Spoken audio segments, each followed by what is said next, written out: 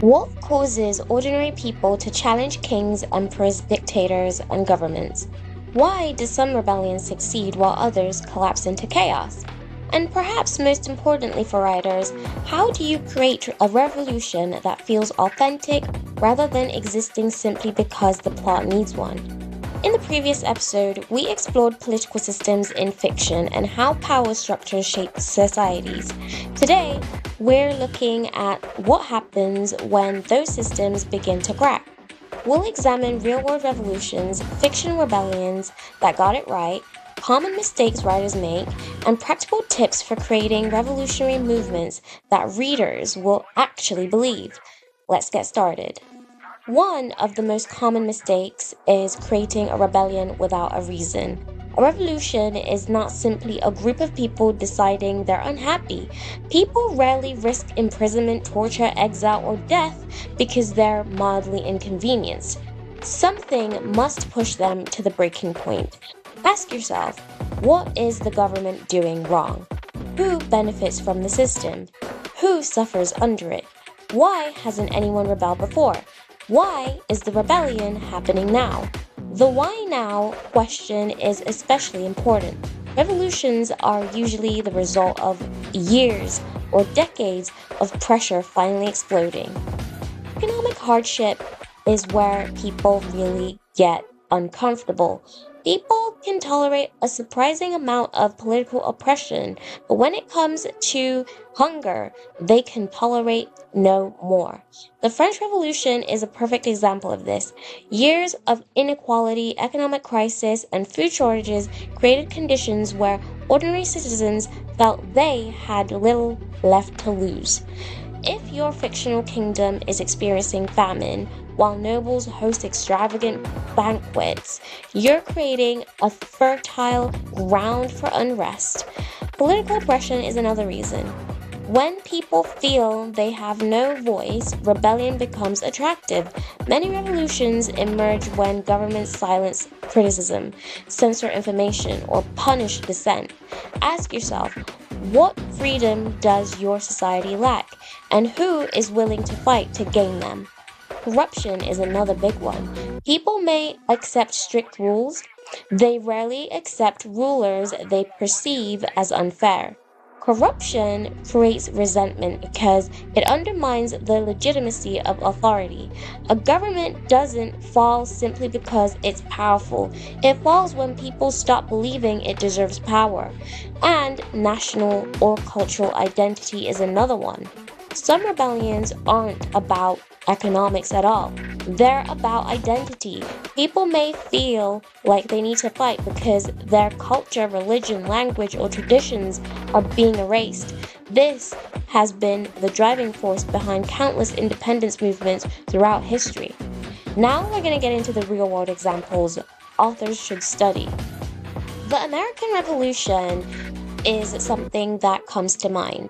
The American colonies weren't the poorest people in the world. They revolted because they believed they were being governed without proper representation. A lesson for writers to take from this is revolutions aren't always driven by poverty. Sometimes they're driven by principle. The French Revolution demonstrates how inequality and economic hardship can combine into explosive political change. A lesson for writers to take from this is desperation is often more powerful than ideology. The Russian Revolution was years of war, economic collapse, and public dissatisfaction that weakened the government. When institutions lose their legitimacy, revolutionary movements gain strength. A lesson from this is governments usually fall after multiple crises have happened, not a single event. Arab Spring is a lesson that if you're writing like science fiction or magic systems is important. You need to consider how technology or your magic system or communication systems impact or influence the rebellion in your fictional world. The Arab Spring is an example of this. Social media helped organize protests and spread information rapidly. Now, on to fictional revolutions that were done well, the Hunger Games being amongst one of them. One reason the rebellion works is because Pan Am's oppression is visible and systematic. Districts experience exploitation for generations. When rebellion emerges, it feels inevitable. The movement also contains competing motivations, ideologies, agendas, and internal conflict. That's realistic. Andor is another one of the strongest portrayals of rebellion in modern science fiction. Not everyone joins for the same reason. Some seek freedom, some seek revenge, some are driven by ideology, some simply want survival. Real rebellion is messy.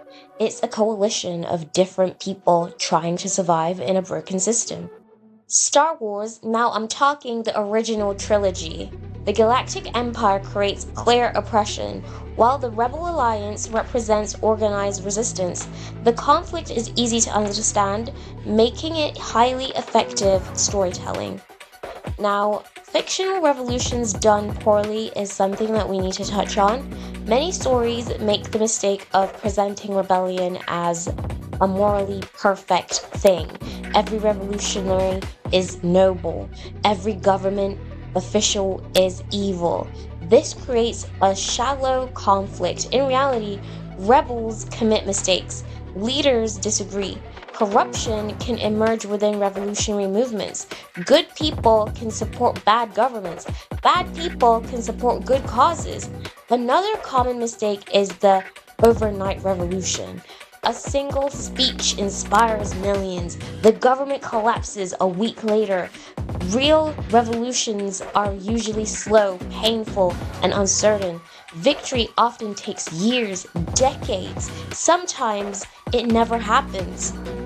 Building a believable rebellion is something that is done very well and very poorly at times, but there are some things that we can do to ensure that we do it right. When designing your revolutionary movement, answer these questions. Who leads it? Charismatic hero? A secret council? Military defectors? Religious leaders? Now onto the important thing, building a believable rebellion. How do you do it as an author? When designing your revolutionary movement, answer these key questions. Who leads it? A charismatic hero, a secret council, military defectors, religious leaders, former politicians? How is it funded? Weapons, supplies, transportation, and communication all cost resources. Someone has to pay. How are they getting that money? How do they recruit? Propaganda, word of mouth, secret meetings, underground networks is very important to establish this because they need to be getting the right people who believe in what they are fighting for. What happens if they win? This is the question many fictional rebellions ignore. Winning is often easier than governing. Removing a king doesn't automatically create stability.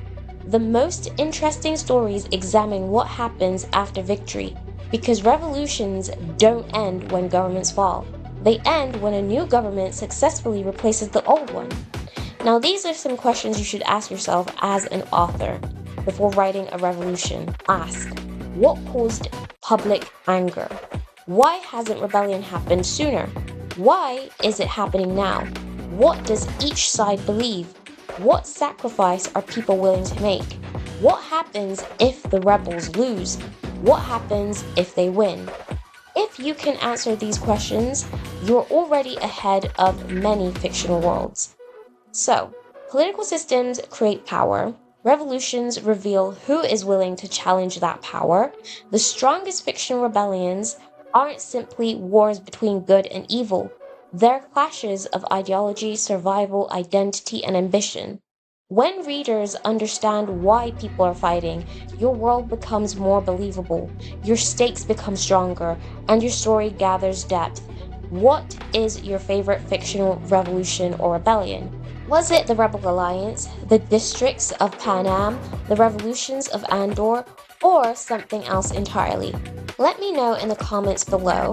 If you enjoyed this episode, don't forget to like, subscribe, and hit the notification bell. And I'll see you in the next world building deep dive.